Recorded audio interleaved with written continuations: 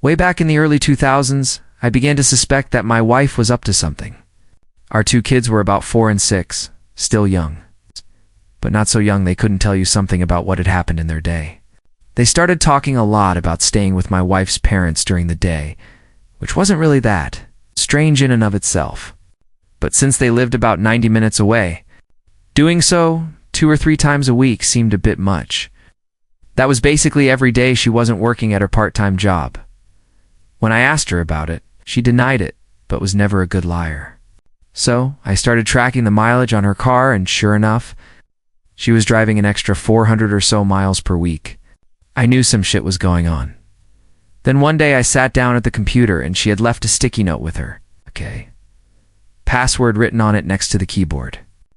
I could not resist and logged in to read her emails and saw a few email exchanges between her and her college BFF, where they discussed how my wife was regularly fucking one of her ex-BFs from high school.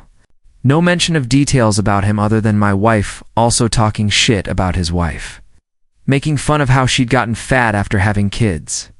Anyway, I printed out these email exchanges and stashed them. I still needed to know the details. So I called a friend who was a cop, and he suggested I call a guy he knew that had left the force to become a PI.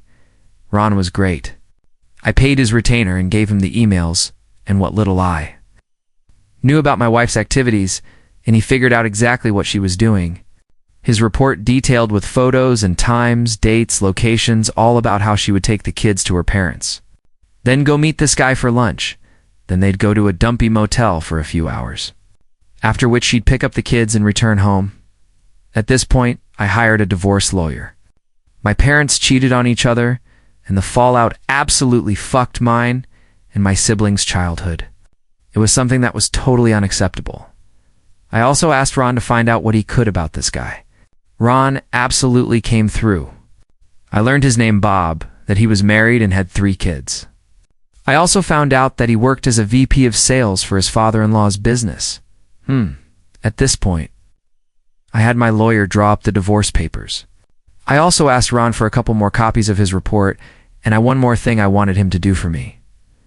On the same day, I had my wife served with the divorce papers at her work. I had Ron meet with this guy's wife and show her everything he'd found out. She seemed nice, and I figured that she deserved to know what her dear hubby was up to. What she did with that information was up to her, while the information about my wife's infidelity didn't really matter in my divorce proceedings. Bob's wife did a real number on him. According to the publicly available court documents from the divorce and other related proceedings, she cleaned out their joint account, took the kids, and left. As soon as her dad found out what he'd done, Bob was fired, and since her parents actually owned the house where Bob and his wife lived, he also got evicted. Their divorce was ugly. Lots of fighting in, and evidently out of court. I guess Bob went to the house and started arguing with his wife, and it escalated to the point her brother stepped in and Bob got his nose broken. There were restraining orders, a few more incidents with police reports, criminal charges, jail time, and so on. I can't find Bob on the internet anywhere these days. Last I heard, he'd left the state, and his ex-wife did okay. She went to work at her dad's company and took over after he retired. As for me, my ex and I got along well enough.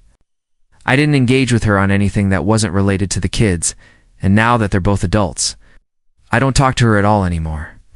I don't hate her or anything. But I only care in the context that she is my kids' mom and is important to them. Nothing beyond that.